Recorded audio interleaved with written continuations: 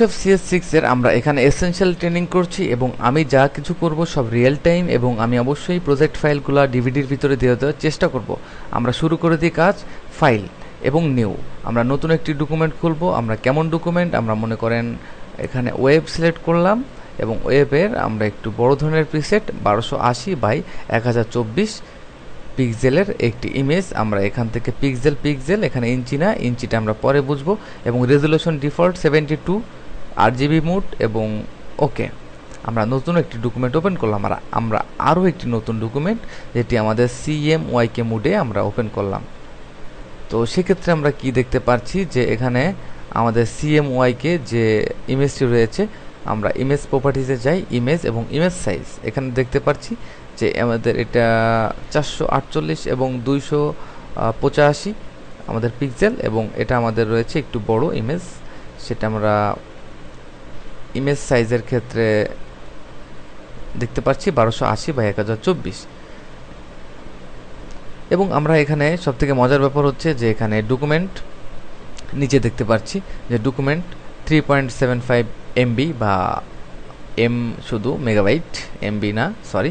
এবং এখানে দেখতে পাচ্ছি 498 বা 0.8K বা কিলোবাইট। এই জন্য আমরা এখানে পরিবর্তন দেখতে পাচ্ছি যে আসলে পিক্সেল অনুপাতে আমাদের ডকুমেন্ট সাইজ ডিপেন্ড করে। এবং শুধু ডকুমেন্ট সাইজ না, আমরা এখানে দুটি ভিন্ন ভিন্ন কালারের ডকুমেন্ট ওপেন করেছি, একটা CMYK এবং একটি RGB। CMYK San magenta yellow black, K for black, এবং এখানে রয়েছে RGB রেড গ্রিন ব্লু। তো দুটি ইমেজের ভিতরে কি পার্থক্য? সাধারণত আমরা যে প্রেসের কাজগুলো করে থাকি CMYK মোডে প্রিন্ট হয়ে থাকে, যেটাকে আমরা 4 কালার বলতে পারি। এবং ট্রু কালার যেটা আমাদের বিটম্যাপ কালার এবং ফটো কালার সেটা আমাদের RGB অথবা ল্যাফ কালার। সাধারণত আমরা সুপার RGB কালার মোডে অথবা অ্যাডোব RGB দিয়ে আমরা কাজ করে থাকি।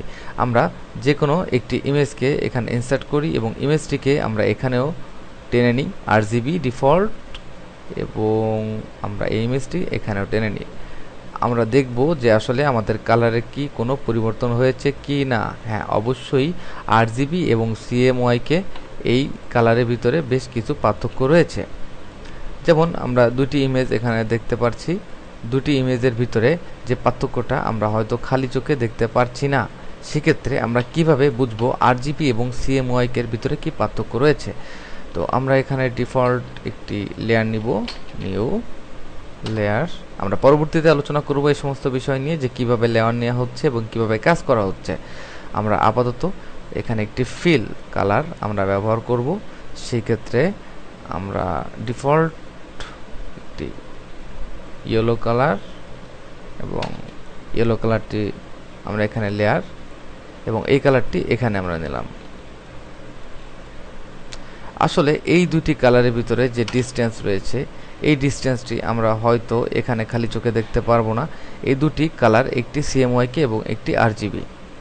তো এই কালারের ভিতরে আমাদের পরিবর্তন যে জিনিসটা আমরা দেখতে পাচ্ছি সেটা স্যান ম্যাজেন্টা ইয়েলো ব্ল্যাক দিয়ে তৈরি এবং এটা RGB রেড গ্রিন ব্লু।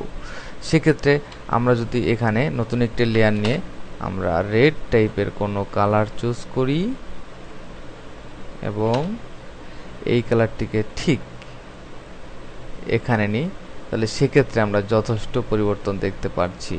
আসলে দেখা সম্ভব কিনা খালি চোখে আমি জানি না, তবে এই রেড এবং এই রেডের ভিতরে যথেষ্ট পার্থক্য রয়েছে। ভালো করে খেয়াল করুন, দুটি কালারের ভিতরে বেশ পার্থক্য রয়েছে। একই কালার আমরা সিলেক্ট করেছি, একই কালার কোডের দুটি ব্যতিক্রম। আমাদের RGBটা একটু লাইটার এবং CMYK একটু ডার্কার। তো এভাবে আমরা RGB এবং CMYK কালার মোডের আমাদের যে পার্থক্যটি রয়েছে, এটি আমাদের সাধারণত আমরা যে ফটো পিকচারগুলো আমরা ল্যাবে প্রিন্ট করে থাকি RGB মোডেই প্রিন্ট করে থাকি, সুপার RGB অথবা অ্যাডোব RGB, এবং আমরা যেগুলা প্রিন্ট করে থাকি সাধারণত প্রেসে CMYK 4 কালার মোডে, সেখানে আমরা CMYK মোডে কাজ করব। এভাবে আমরা RGB এবং CMYK এর ডিসটেন্সটা বুঝতে পারলাম। নেক্সট টাইমে আমরা দেখব কিভাবে অন্যান্য অপশনগুলো কাজ করা সম্ভব।